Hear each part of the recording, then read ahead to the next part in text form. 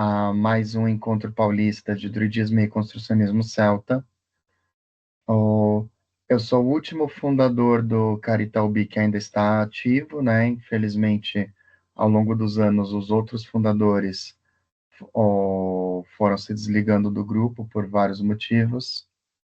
E nós temos também um fundador já falecido, o Newton Medrano, que foi ativo no grupo durante muitos anos. Eu estou no druidismo há aproximadamente 20 anos, um pouquinho mais que isso. O próprio Caritaubi já tem mais ou menos uns 15 anos de caminhada, né? Só o fato de ver que só de Encontro Paulista já tivemos bem mais que 10 edições. E eu cheguei no druidismo há muito tempo atrás, a partir da Wicca, que na época era depois de uma criação em família católica, eu cheguei no druidismo a partir da Wicca, que na época era uma porta de entrada mais acessível para o paganismo, mais difundida. Boa noite, sejam todos muito bem-vindos. Eu sou Sheila Matain. Eu também entrei no druidismo através dos caminhos do neopaganismo da Wicca, da bruxaria.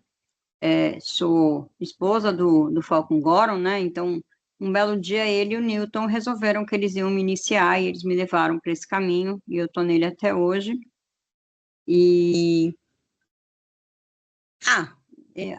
Depois a gente comenta sobre origens e afins. Boa noite a todos, eu sou Mônica Leucoberas, eu estou no druidismo há uns 15 anos, como a maioria comecei com Wicca e outras denominações neopagãs, e há uns 10 anos mais ou menos eu fui convidada a ingressar no Caritaubi e estou aqui até hoje.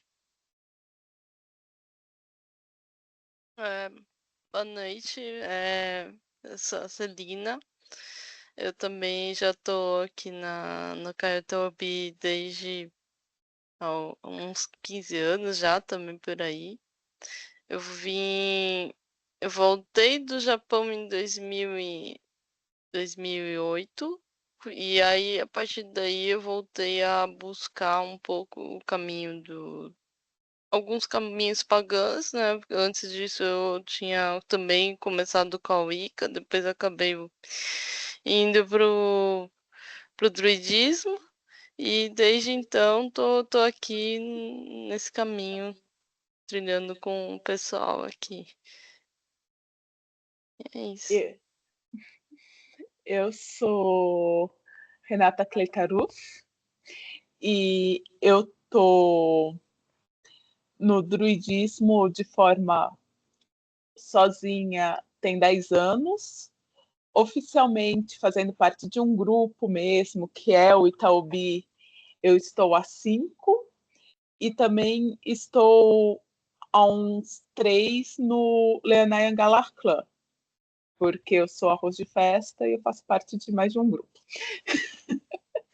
E eu cheguei no druidismo, passei muito rápido pela Wicca e pela bruxaria natural.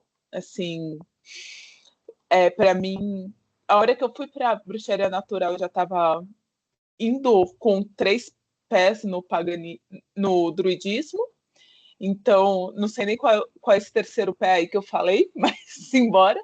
E eu saí, antes disso, eu era kardecista e católica. Então, foi uma guinada, assim, porque eu simplesmente olhei para tudo que eu praticava antes, falei, não concordo com nada disso mesmo, eu vou procurar onde realmente meu coração canta, e achei esse caminho. E daí eu achei esses 2 cabeludos que estão abaixo de mim e comecei a stalkear eles.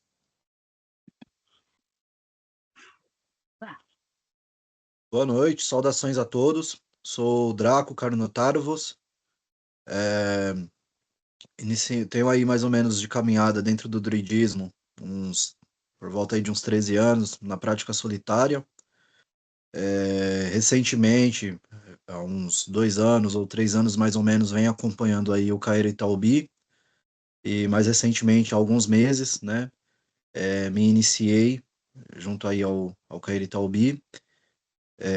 Inicialmente, comecei, como todos, através da Wicca, passando rapidamente pela bruxaria natural, mas entendendo que aquele não era o meu caminho, né, eu passei a ir atrás, né, do druidismo, né, que na época eu chamava enquanto paganismo celta. E aí venho trilhando esse caminho aí, né, com foco com o culto mais voltado para os deuses gauleses, e é isso. Bom, então, eu acho que a gente já tem o tema do Encontro Paulista desse ano é diversidade, né? E daí eu acho que a gente já tem algumas coisas para considerar. A primeira delas é a seguinte, como vocês viram, aqui dentro do Itaúbi, a maioria das pessoas entrou pela Wicca, né, no druidismo, passou um tempo na Wicca por causa da facilidade, né, Mais fácil. que era mais É. fácil de encontrar coisas sobre a Wicca quando a gente começou Era lá mais atrás, fácil de ter acesso, né? A gente né, começou Muito em voga implicar também, eras da né? internet, implicar eras da mas internet, né? Você tinha muita pouca coisa em português, né? Sobre paganismo, e o que tinha era principalmente os livros da Gaia, né? Da Uhum. Mitras, né? Que tinham coisas em Madras. português. Hã? Madras, não mitras. Madras, isso, Madras. né? o, Que tinha coisas de bruxaria e Wicca que a gente tinha acesso. Pouquíssimas coisas relacionadas à cultura celta ou ao druidismo em si. até na época tinha as Além da Lenda nos shoppings, Isso, né, exato. livraria esotérica. Ou, Meu primeiro mas encontro na Wicca foi no Linda Linda. qual é o ponto? Ou, embora muita gente, principalmente de quem está no druidismo há mais de uma década, tenha passado pela Wicca, mas pouquíssima gente no Brasil nasceu no druidismo, né? Hoje que nós temos Hoje que a gente pessoas está começando, né? que já estão chegando na Uma nova adolescência, geração, né? De é, crianças que são hoje que temos introduzidas. pessoas chegando na adolescência que já nasceram no druidismo. Então, cada um no druidismo hoje veio de um caminho diferente, embora considerando, claro, as matrizes do nosso país, boa parte ou a maior parte tenha vindo de religiões cristãs, né? Sim, a maioria. Mas, mas existe uma diversidade dentro do druidismo de pessoas que vieram Uhum, de religiões afro tá. sem essa matiz cristã, ou que vieram de religiões como o budismo, né? E tudo isso faz com que o paganismo celta, enquanto religião em construção, né, em Exato. reconstrução, acabe absorvendo uma série de experiências, uma série de históricos de vida dos seus participantes, e também acabe tendo que atender a uma série de questões trazidas pela experiência de vida deles, né? E também a questão das nossas origens, né? De profissionais, né? A gente também tem uma diversidade de profissionais diferentes, né? Além da questão da religiosidade, da vida pessoal, a gente tem uma diversidade muito grande de profissionais dentro, né, do druidismo. Nosso grupo acaba que tem 2 professores, né, eu e o João, E que são mas historiadores ainda. historiadores Coincidentemente ainda de por história. Os é, dois. né, mas a Mais gente um tem uma educador. é, Eu uma também di sou. uma diversidade. Eu, Então eu sou professora de história, sou da periferia de São Paulo, né, eu sou da cidade de Carapicuíba, Barueri, então, né, vamos dizer que eu tô fora do centro, né, nervoso de São Paulo, né, então eu acho O- que isso é interessante também. Eu até costumo brincar que a gente tem um pouco menos de diversidade de profissões, porque até por causa dos caminhos sacerdotais Sim. clássicos, né? Caminho de bardo, vate e druida. Então, são as religiões celtas acabam atraindo muitas pessoas ligadas às artes, muitas pessoas ligadas à área da saúde e muitas pessoas ligadas ao ensino, Uhum. né? Não que sejam as únicas que existem. Não é uma Biologia também. obrigatoriedade, né? Mas É, faz parte. Biologia também. Biologia. Então, não que sejam as únicas. Existe gente que é programador, existem donas de casa, existem pessoas de todas as profissões, né? De segurança. Na minha formação, eu sou administradora de empresas, né? Eu não atuo mais na área por conta de etarismo no Brasil, mas sempre trabalhei no escritório, principalmente na área de importação e exportação, gente. Então, tem de tudo aqui também. Mesmo raiz pessoal, né? O árabe com o português brasileiro que criou a Sheila, né?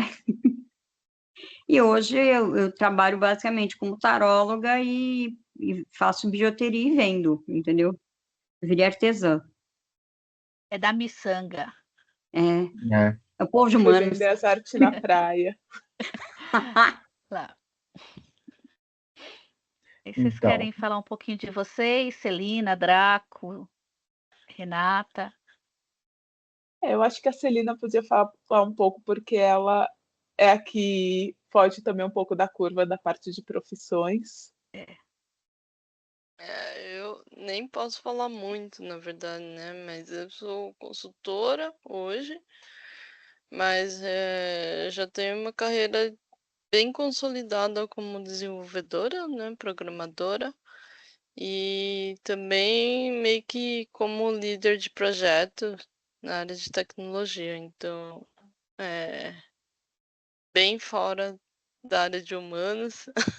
Apesar de que eu falo que quanto mais você avança na área de tecnologia, mais você tem que ter contatos com pessoas, né? Então, é basicamente isso. E é uma VAT maravilhosa. De primeiríssima linha. Draquinho. Bem, eu sou orientador, né, socioeducativo na área psicossocial, né, então eu desenvolvo um trabalho mais voltado com crianças, né, de atividades lúdicas, né, no sentido socioeducativo, né, ressignificando algumas questões. Também não posso falar muito, meu serviço, ele carrega aí uma carga sigilo, sigilosa, né? exato, Sigilo. Lida com criança. Já era. com crianças, né, basicamente é isso. E, Mônica, qual que é a origem sua como família? Sua família veio de que lugares? A minha família, sim, eu falo que sou típica brasileira. Eu tenho uma linha portuguesa, que tem negro, indígena, e do lado da minha mãe, né, que é mais plural, vamos dizer assim, o lado da minha mãe. E o lado do meu pai é uma família tradicionalmente, né, de origem espanhola, né? Meu avô era espanhol e minha avó filhas de espanhol, né? Há 70 anos atrás, eles se casavam dentro da comunidade, né? Então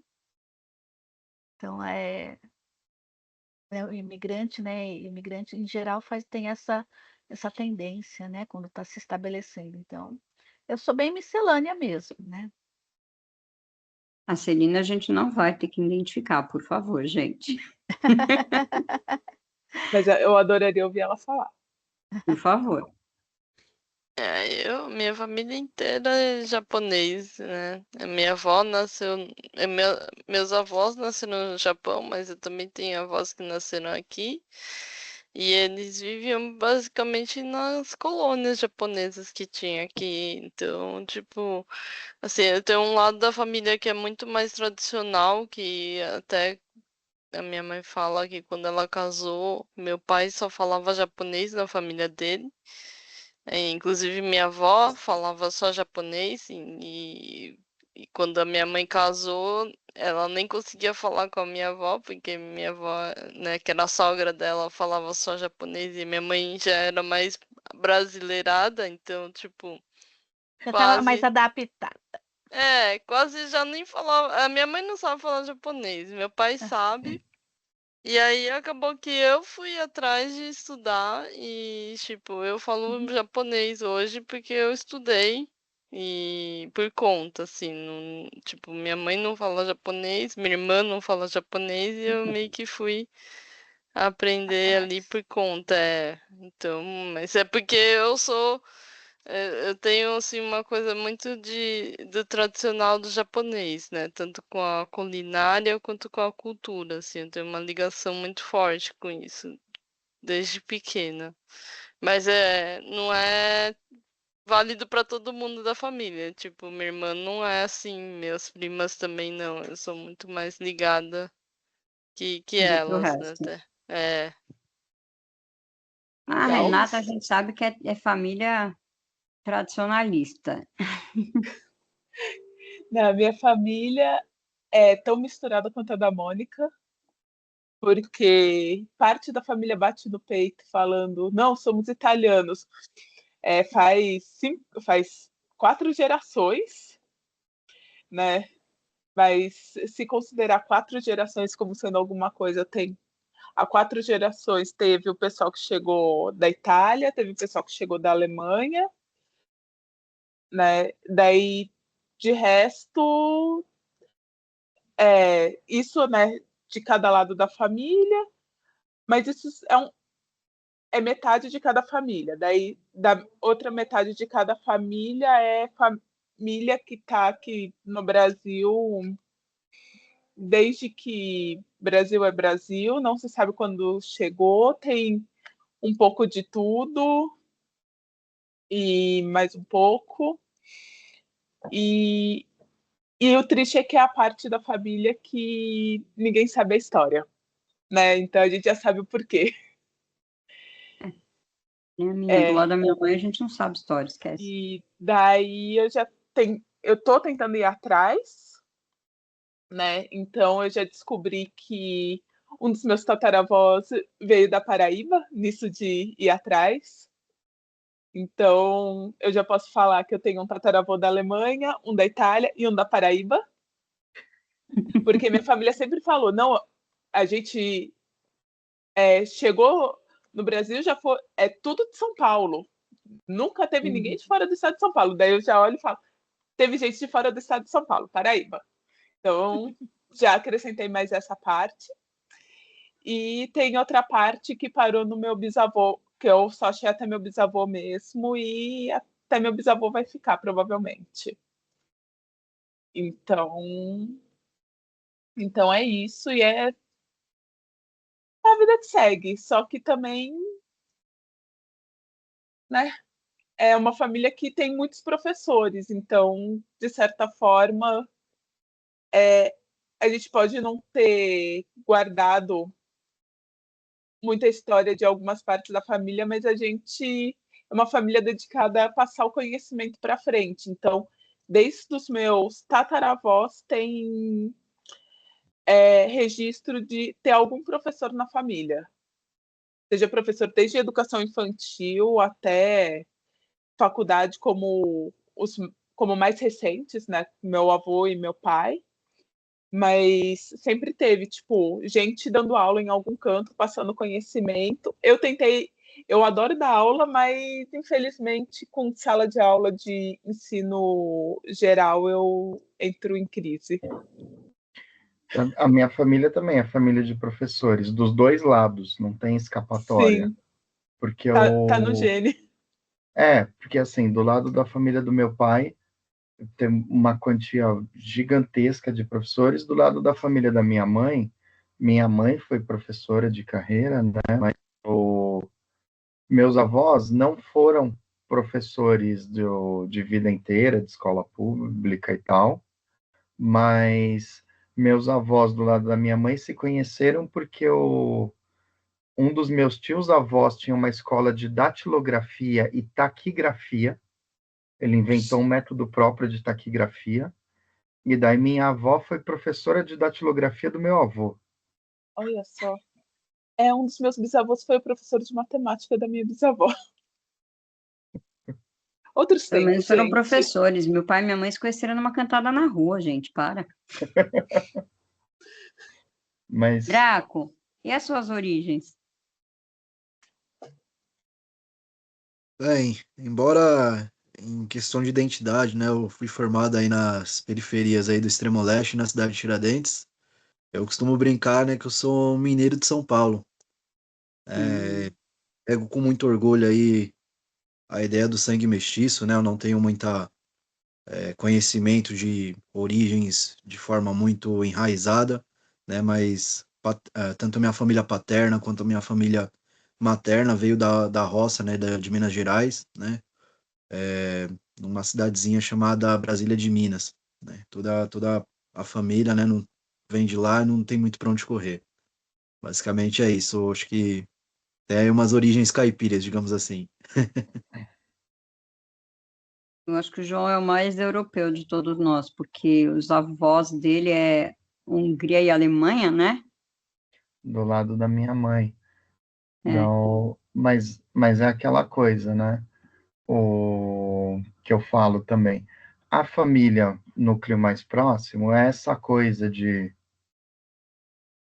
ter puxado mais para tipo, pegar comida em dia de festa, faz comida típica alemã ou húngara e tal, mas a família já chegou aqui se misturando, né? Tipo, o próprio a própria questão do alemão com o húngaro nem sempre eles se deram bem lá na Europa, e daí tem histórico disso na minha família aqui também, né? Do de outro lado da família não ter gostado dos meus avós terem casado, mas daí eu cresci com os meus tios avós, né? Um irmão e uma irmã da minha avó, que daí quando juntava toda a família, então aí tinha todos os ramos de brasilidade, porque o meu tio avô era, era casado com minha tia-avó negra, a última tia-avó minha que ainda está viva, né, tia Isaura, e a irmã da minha avó casou com um japonês, que daí eu só fui descobrir o nome dele quando ele morreu, porque a gente chamava, eu não sabia que a gente chamava ele pelo sobrenome. A gente cresceu chamando de tio Abe, tio Abe. Eu só fui descobrir que Abe era o sobrenome quando ele faleceu. Mas então cresceu sempre juntando a família e daí era todo mundo misturado. E eu achava que tipo toda a família era assim. Depois que eu soube que não, que tinha família que realmente se mantinha separada e tal. Eu tinha família que outros lados das respectivas famílias não tinham gostado necessariamente desses casamentos fora de colônia e etc.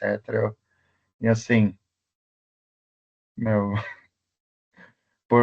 preservar cultura é importante, claro. Eu sou historiador, então jamais poderia falar o contrário. Não seria historiador se achasse que preservar a cultura não é importante. Mas, tipo, essa coisa de só casar dentro de colônia, para os nossos olhos hoje em dia, é uma tremenda de uma babaquice. Né? Tipo, Mas Todas ainda Que a assim, gente fala. você ainda tem grupos, né?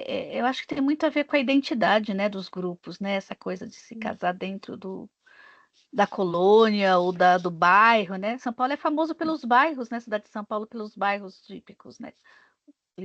Bairro de gente, mas é tão Liberdade. bom misturar culturas, é tão bom Sim, mas celebrar nem tudo em todo, mas tem muita gente que ainda hoje vê Ah, essa mistura como fraqueza, né? As Você tem pessoas eu não essa gostam nem ideia. de casar entre religiões diferentes. É, É, E, exato. e isso eu acho muito legal da minha família, porque eu uhum. ser druidista não foi um problema no geral para minha família, não sei como foi para vocês. Olharam meio torto de início porque era muito diferente, mas na minha família tem minha família é de base católica. Eu tive primeira comunhão, tudo mais. Mas daí tem a minha mãe, que é espírita. Eu tenho um tio-avô que é monge budista. Eu tenho, né, e na minha parte católica, eu tenho tios, tataravós que eram padres, freiras, tudo mais. Tem judeus na minha família, tem adventistas, tem batistas, agora tem bandista, e todo mundo vive em paz, tipo, é um rolê sus, você não mexe no meu rolê, eu não mexo no seu e tá tudo bem. E isso foi muito. Essa diversidade na minha família, eu achava que toda a família era assim. O que o João tinha. Infelizmente não é não, porque que Quando nem eu a exato. minha mãe sofreu todas as coisas, porque ela casou dentro da colônia árabe, ela foi aprender toda a culinária e tentou aprender a falar árabe para ser aceita pela minha avó e meu avô. E minha avó apoiava ela porque ela não era do mesmo grupo de árabes que o meu avô, e ela também sofreu preconceito mesmo sendo árabe. E aí a minha mãe já era kardecista antes de eu me entender por gente, eu fiz catecismo no kardecismo, tá? E aí um belo dia eu olhei para aquilo tudo, eu falei, gente, não tá fazendo o menor sentido eu estar aqui. Aí eu fui para a bruxaria, minha mãe olhava e falava assim, ela volta, isso aí é uma fase. É uma fase. Mas daí é que tá. Eu acho que você fortalece uma cultura quando você traz mais gente para dentro dela, quando você mostra ela para as pessoas que são de fora daquele grupo.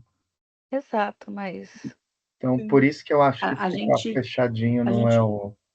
A gente começou com esse papo de diversidade até antes, né, da gente montar o tema do coisa, porque quando a gente foi celebrar nosso Samhain, gente, a gente fez uma programação muito legal. Cada um de nós fez uma comida das suas origens ou de família. respeito aos Então, O antepassados, né? prato da família. A Celina fez onigiri, a gente comeu onigiri da Celina. Infelizmente, a do Draco a gente não comeu, mas a gente vai comer. Draco, a gente não teve culpa. A Moniquinha fez uma comida da hora, o João fez comida alemã. Renatinha fez uma comida muito de família gostosa também. O Eu me risoto, não esmerei, risoto. eu me Arroz esmerei de tanto que Acho que é legal falar que no druidismo a gente cultua muito a os ancestralidade. ancestralidade foi essa busca que levou para isso, é a É. diversidade e a ancestralidade nossa que foi representada ali. Então é aquela coisa. E a gente escolheu um tema desse tem tudo a ver, porque a gente é um grupo completamente que é diverso sem ser diverso. É. Até geograficamente, né? Eu sou do extremo oeste, o Draca é do extremo leste de São Paulo, Eu sou né? da Zona Sul Sul, mesmo. Eu sou é, da Zona Sul, ali mais para perto de é. Ibirapuera, né? Eu sou mais da mesma região que a Sheila, mas agora eu tô mais para a Zona Oeste. Então, A até Celina é Eu tô ali no de meio. geograficamente. Piranga. Eu que tô perto do A centro. Celina, a Celina é onde teve o grito. É aquilo, né? Na verdade, se não fosse o druidismo, o reconstrucionismo celta, a gente não teria se conhecido. Essa é a verdade, né, gente? A gente não Exato. teria esse grupo que está se fortalecendo a cada dia, né? Sim, Essa com certeza. diversidade Ia sempre assim. geral, né, que a gente tem dentro. Nosso grupo é pequeno, nós somos nós 6, né? E a gente está ideia de aumentar, sim, mas aos poucos, sem perder a nossa identidade, né? Dentro, né? Como o João falou, agregar para fortalecer, né? Eu falo com as mãos, né? Professora de história, é, nos fortalecer como grupo, mas trazendo essa diversidade, né? Então, é isso que eu acho Exato. interessante no nosso caminho. E vou puxar aqui, falando dessa questão da diversidade, que a gente está falando de várias religiões, e a gente sabe que tem muita discussão dentro do paganismo celta, dentro do druidismo, porque a gente tem um paganismo celta que é certo, que é errado, que não é, que vale para mim, que é meu ponto de vista, é o que vale, né? E aí, só para puxando a sardinha para a parte da história, né?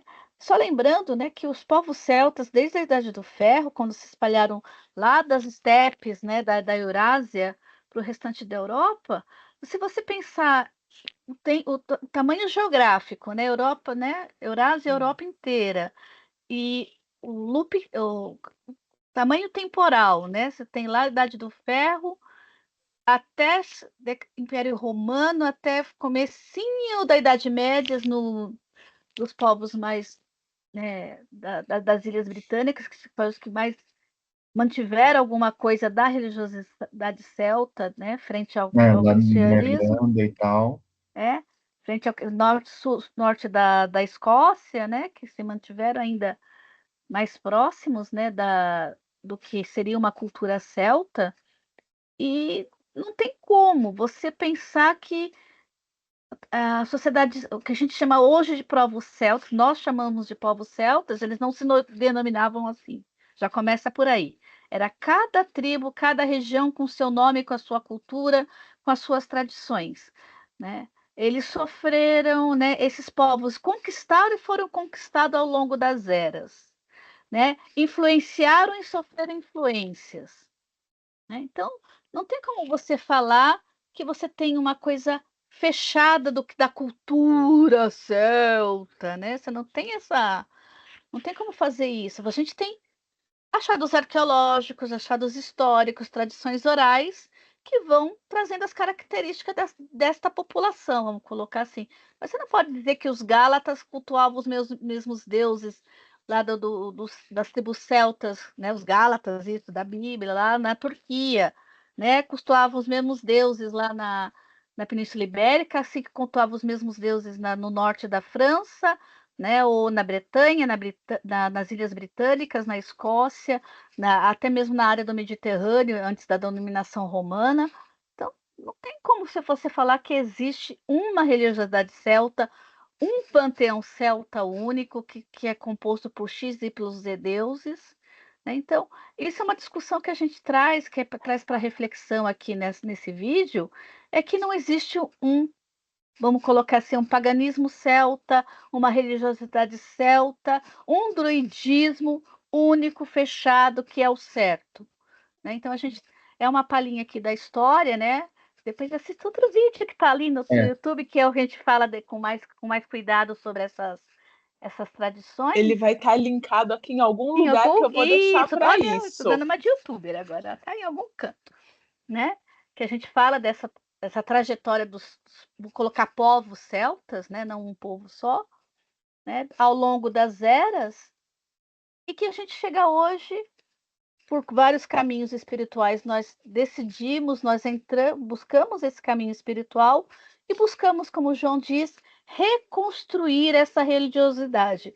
Mas não dá para chegar e falar, o meu caminho é o certo, o jeito que eu cultuo os deuses é o certo, a minha ritualística é a certa, né? Não tem isso. A gente acha aquilo que é bom para nós, para o nosso grupo, com base. Como tem dois historiadores, nosso grupo tem uma base histórica arqueológica, não adianta, né? A gente não ia deixar por menos, né, Renata?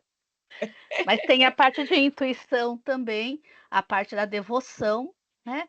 E aí eu acho que é isso que a gente quer trazer para vocês, né? A gente vai falar mais um pouco, né, sobre isso, mas na questão da história, né, dos povos celtas, e a gente como herdeiros dessa tradição, né, que nós honramos, como a Celina falou, nós honramos os nossos antepassados. Nós temos a nossos antepassados de sangue, que é o que a gente já falou aqui, nossas famílias, onde nós nascemos, né, nosso grupo familiar. Nós temos os ancestrais da terra, que são, né, os povos originários do Brasil, né, os povos que estavam aqui antes de qualquer europeu achar que existia esse lugar, né? E agora a gente tem o que nós cultuamos também é a ancestralidade de espírito, né? Os que cultuaram os deuses, as tradições dos diversos povos celtas antes de nós procuramos trazer isso, né, dentro do nosso grupo. Mas não dá para falar que nosso grupo está certo, então siga a nossa linha, porque nós somos celta, certo. E o que fazia Nós fazemos a coisa celta. o que fazia os grupos ditos celtas pelos romanos serem todos chamados assim é porque eles tinham algumas semelhanças. Algumas semelhanças. Então, eles tinham algumas tradições que se assemelhavam e tudo mais. Então, os Alguns grupos. deuses que apareciam em vários panteões diferentes, né? Exato, Mas ao mesmo tempo você tem os deuses de cada região, de cada tribo. E exatamente. daí, Então, com isso também se reflete aos grupos daqui. Então, não adianta você falar, então, já que cada um vai ser de um jeito, eu vou fazer meu rito, todo mundo vai colocar uma calcinha na cabeça e a gente vai dançar com sunguinha feita com tampinha de garrafa. Porque se cada grupo era de um jeito, o meu vai ser assim. Então, gente, todos seguem a mesma base. Mas se você também for ver, vamos pegar para algo menos, um pouco mais próximo da realidade brasileira.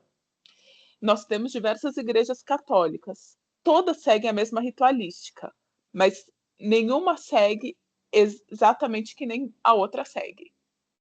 Porque cada então, uma é um padre que faz. daí vocês estão falando, e assim, aqui já dá para eu soltar uns 4, 5 fios diferentes a partir dessas coisas. É porque, primeira, daí do que a Mônica falou, né? A diversidade dos povos celtas na antiguidade. Isso vai se refletir nos grupos de hoje de pelo menos duas formas cruciais. Primeiro, em grupos que cultuam determinados panteões, porque como você tinha essa diversidade de povos celtas, então você vai ter panteão irlandês, panteão gaulês, panteão celtíbero, né? Panteão galês, e daí, na medida que um determinado grupo trabalha com um único desses panteões, ou trabalha com mais de um deles em conjunto, isso já dá uma expressão específica.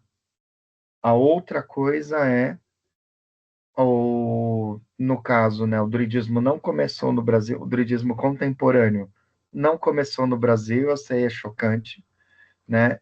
Começou na Europa, porque era o continente onde os celtas, como nós conhecemos, foram mais difundidos, né? Se espalharam mais, foram mais difundidos no sentido de se espalharam mais por lá, né?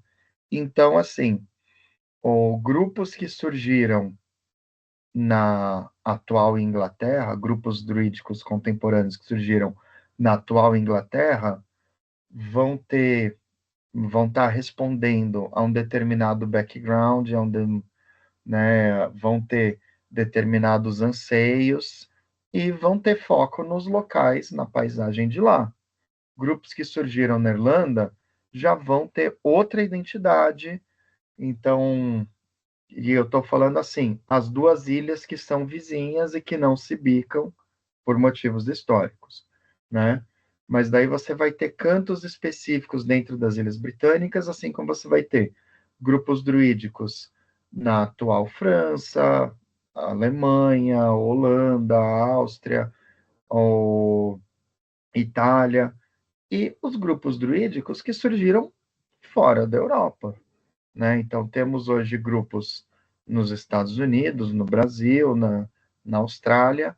Cada um desses grupos vai ter as suas próprias necessidades, né? Vai ter as questões próprias do ambiente no qual está inserido, tanto em termos da paisagem, quanto em termos de cultura, sociedade mesmo. E daí, no caso desses grupos fora da Europa, como Brasil, Estados Unidos e Austrália, tem que se adaptar também ao ambiente, à paisagem do lugar, é uma outra natureza. Mesmo os Estados Unidos estando na mesma, partes dele do Canadá estando na mesma zona climática que a Europa, ainda assim você vai ter outros biomas, vai ter outros ecossistemas, e na hora que a gente pensa em Austrália e Brasil no hemisfério sul, o jogo muda completamente.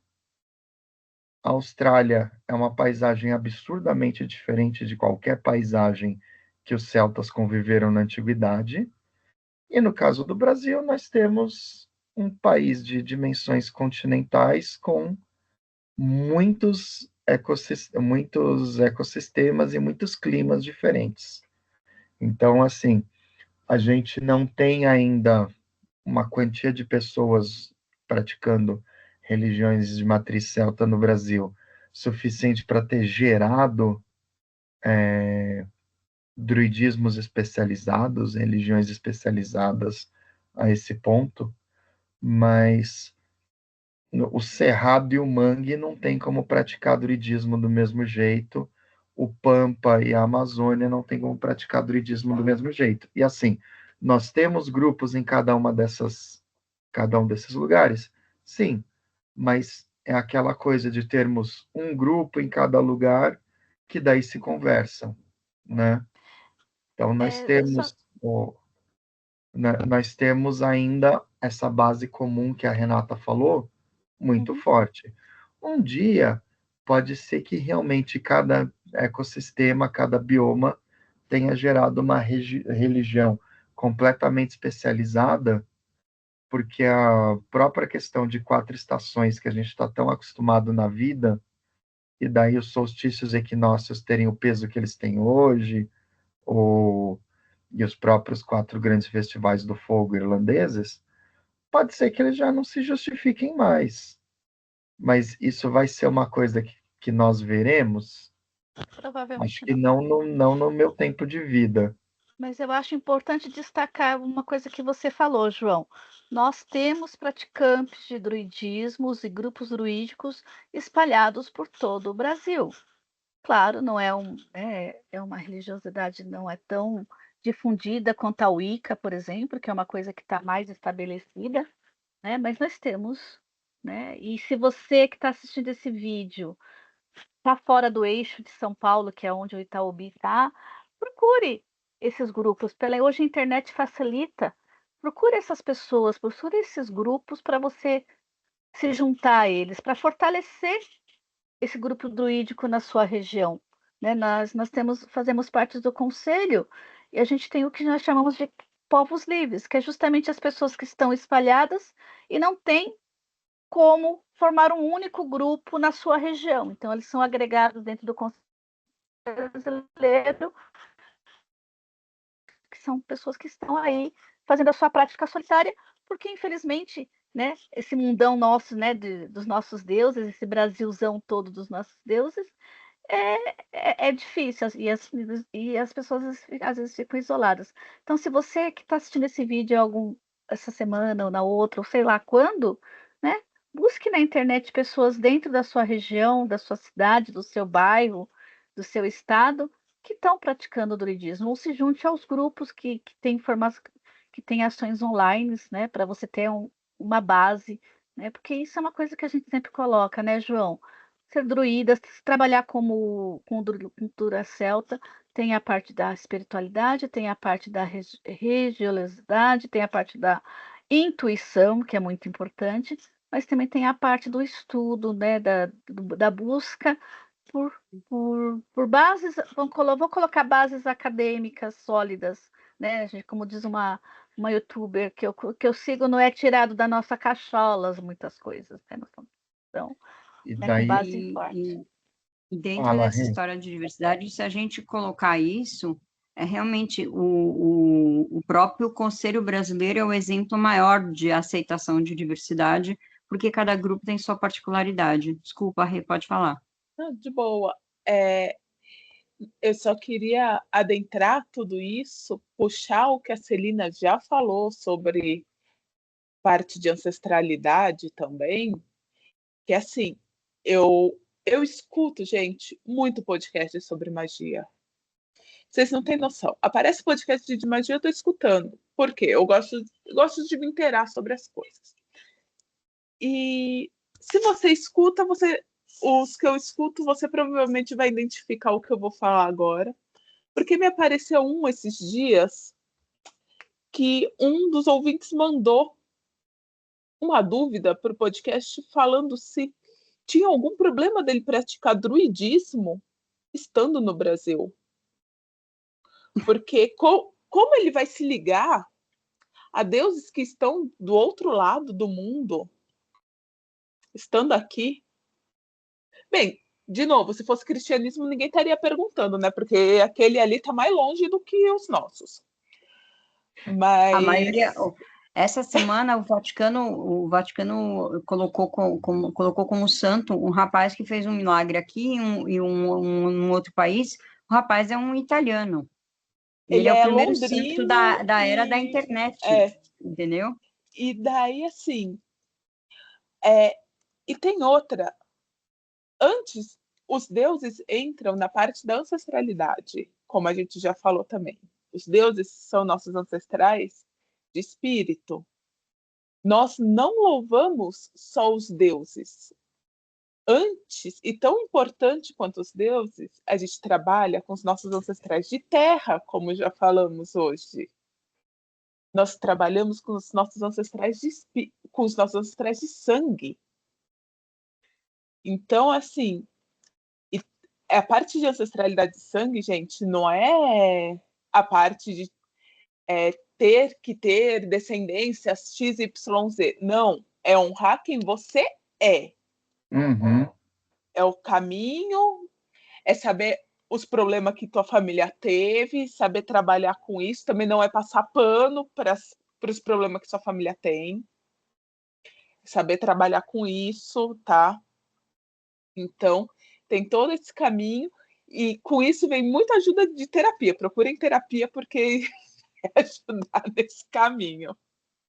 Até porque metade das Eu famílias acho que é brasileiras... importante Fala. falar, acho que é importante falar que a gente faz um trabalho muito grande de cura, né? Quando a gente começa a trabalhar com as coisas tanto da ancestralidade quanto também da gente se conhecer e também assim, do nosso dia a dia, né? Das coisas quando a gente se conecta com o druidismo em si, a gente vem trabalhar com a cura em praticamente todos os níveis também. Não é só a cura da família, ou a cura mental, ou a cura, né, física, tudo, né?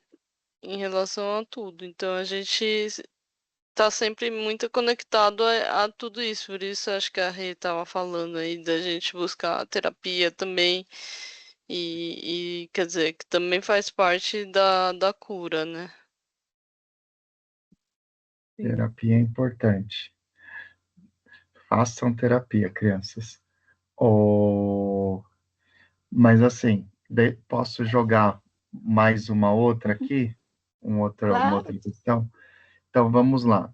A gente fala o Encontro Paulista de Reconstrucionismo, de Druidismo e Reconstrucionismo Celta, né? E a gente está falando apenas druidismo na maior parte das vezes. Daí existe uma outra questão. Muitas vezes, no dia a dia, a gente usa, não sei se isso é certo ou é errado, provavelmente algumas pessoas vão considerar errado, vão achar que não são contempladas, né? A gente acaba usando o termo druidismo como se fosse um guarda-chuva para religiões ou espiritualidades célticas, tá? Porque é o termo que foi usado primeiro. Então, nós temos o druidismo da antiguidade, né, o druidismo histórico. Aí, num determinado momento, começa, depois que o druidismo sumiu, né, foi extinto como religião, se extinguiu como religião e ficou inativo por 1000 anos, vamos dizer assim, começa a ser reconstruído, né? Começa a ser trazido de volta. Não é nem reconstruído nessa época,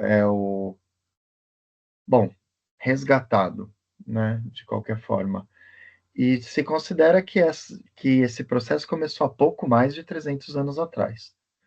Aí tem gente que classifica esse druidismo inicial de 300 anos atrás, 200 anos atrás, praticamente qualquer coisa antes da metade do século XX, como mesodruidismo. Então, o druidismo da antiguidade é o paleodruidismo, é um druidismo antigo, daí esse chama de mesodruidismo. Eu já usei muito esse termo, hoje ele já não me agrada mais, tanto porque alguns grupos que surgiram nesse período estão ativos até hoje, então não faz sentido, não no Brasil, né, mas em outros lugares do mundo existem grupos que surgiram nessa época e estão ativos até hoje, ou então acho que não faz sentido tratar como uma coisa simplesmente intermediária, né, e daí da década de 1950 em diante, mais ou menos, teria um neodruidismo, o druidismo novo, que é o Moderno. mais contemporâneo.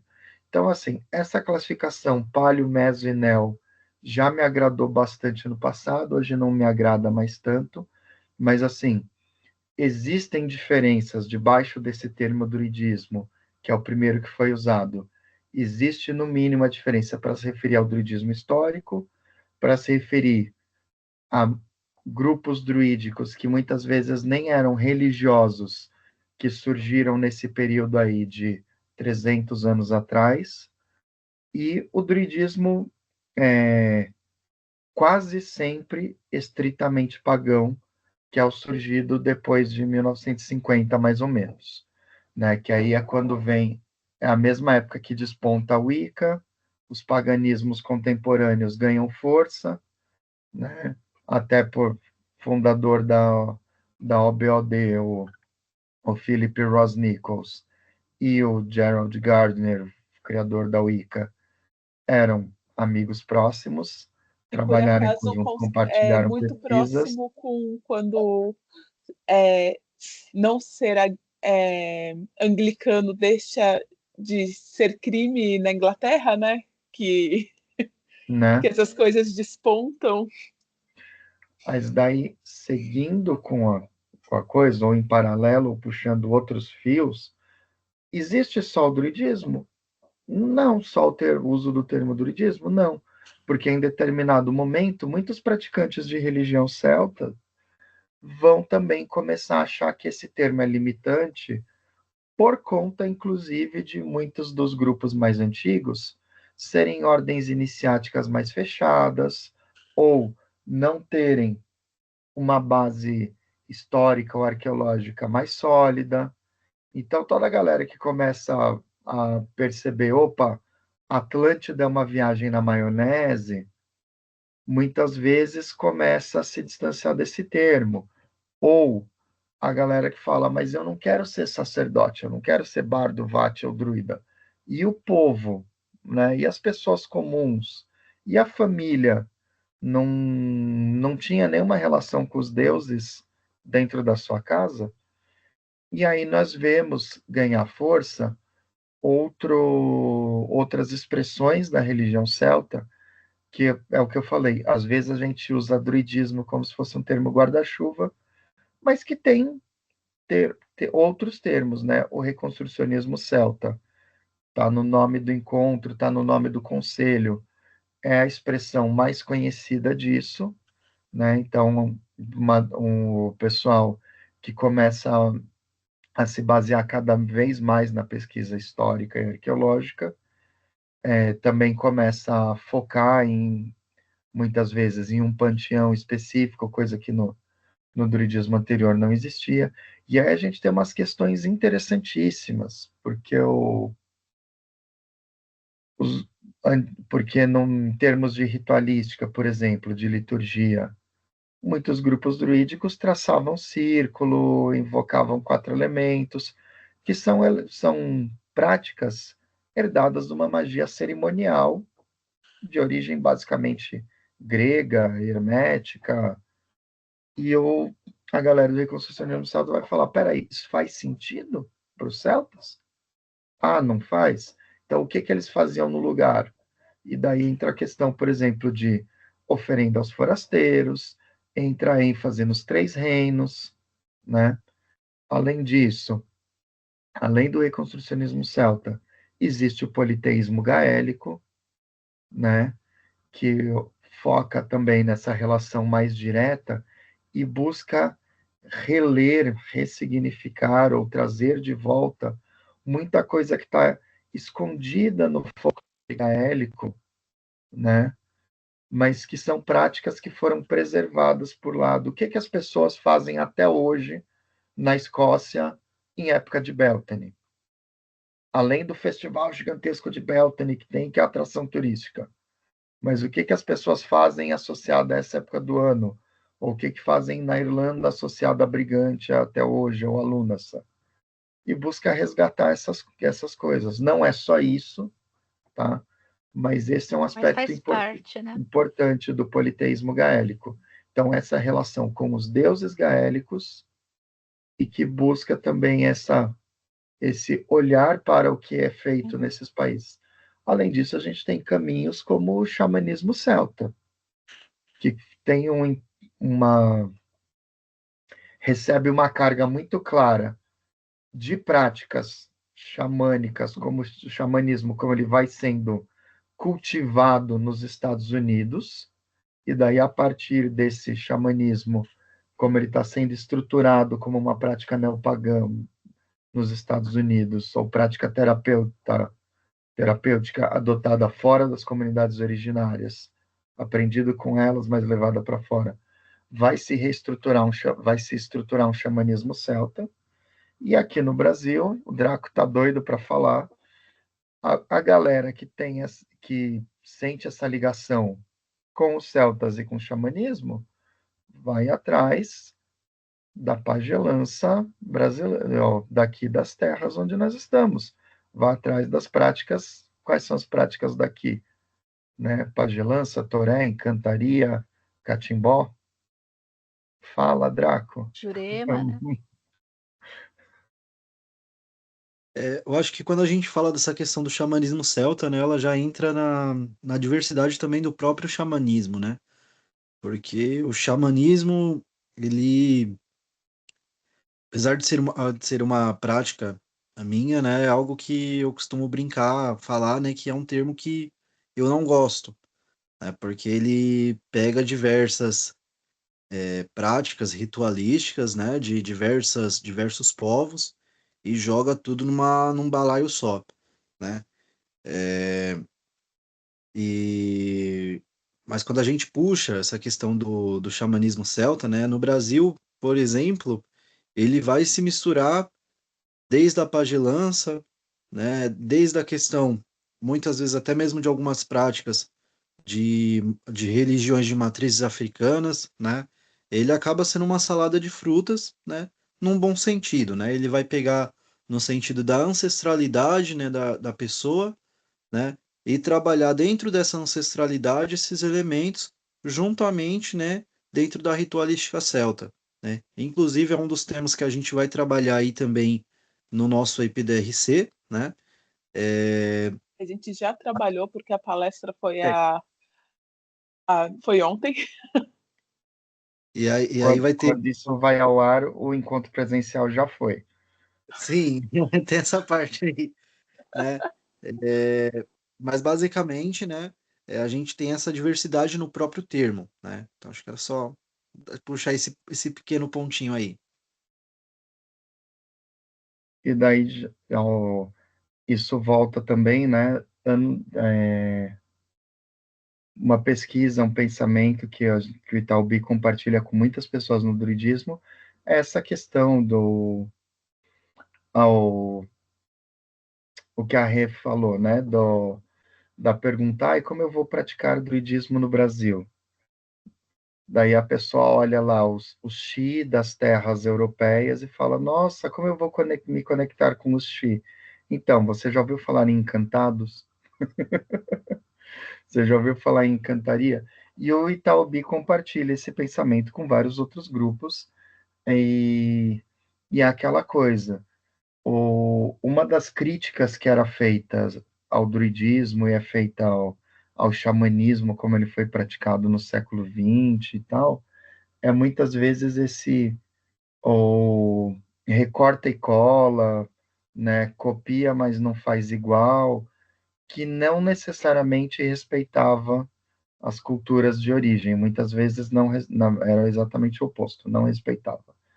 E daí os João, grupos druídicos da atualidade vão tentar trabalhar normalmente com o máximo de respeito, buscando esse equilíbrio, buscando como essa prática pode fazer sentido de um jeito que respeite a cultura de origem e a liturgia e os deuses celtas.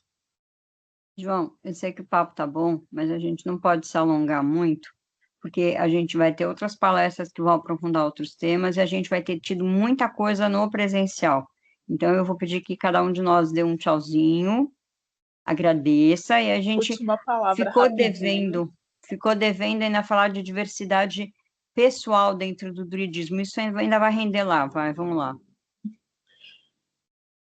Vamos na mesma Tchau, ordem João. que começou. Vai, João, Tchau, João. começa. Então, ninguém vai falar da diversidade nas Não dá pessoas? tempo, Não vai dar João. tempo, João. O quanto o druidismo tem pessoas neurotípicas, pessoas LGBTQIA+, e etc. João, não dá tempo. Não dá tempo, João. Tá. Não A dá gente pode tempo, fazer mas a uma gente parte pode 2 falar outro disso dia? em outro Tá, momento, então se exatamente. Isso, despede vai. e fala sua sexualidade e sua neurodiversidade.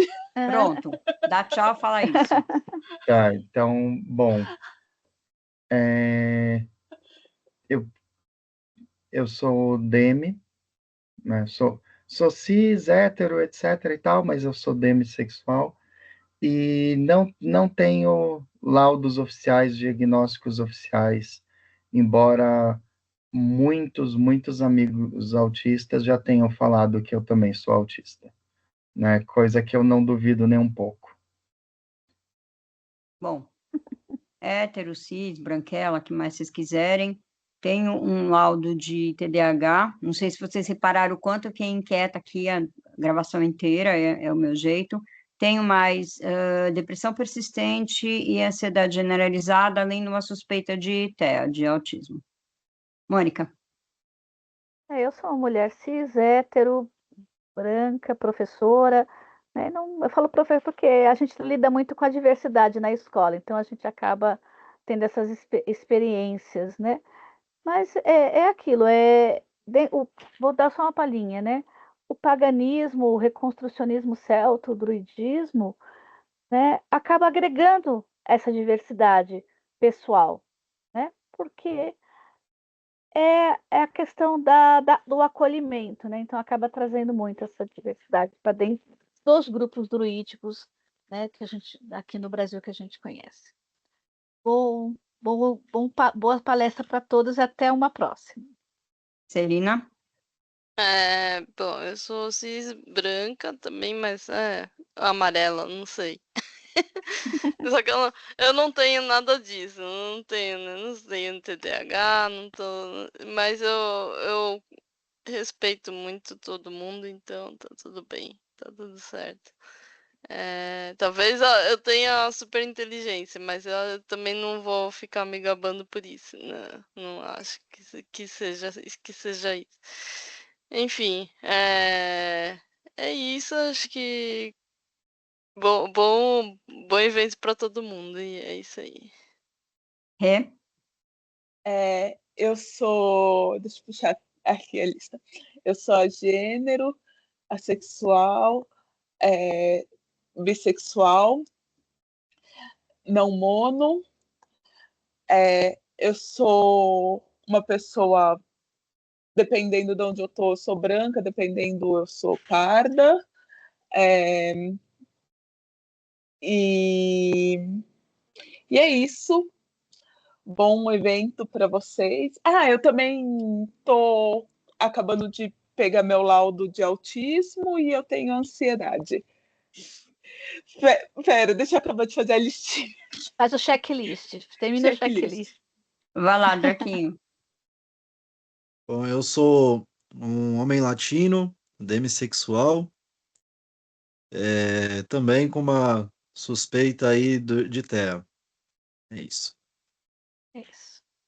Boa noite a todos. Obrigada por terem nos aturado. A gente não conseguiu falar tudo que a gente queria, a gente vai retornar nisso. Apesar do presencial já ter ido quando isso for ao ar, a gente espera ter conversado bastante sobre isso no presencial e que as outras palestras que venham depois da nossa também possam esclarecer o povo. Sejam todos bem-vindos, então, ao 12º Encontro do Druidismo.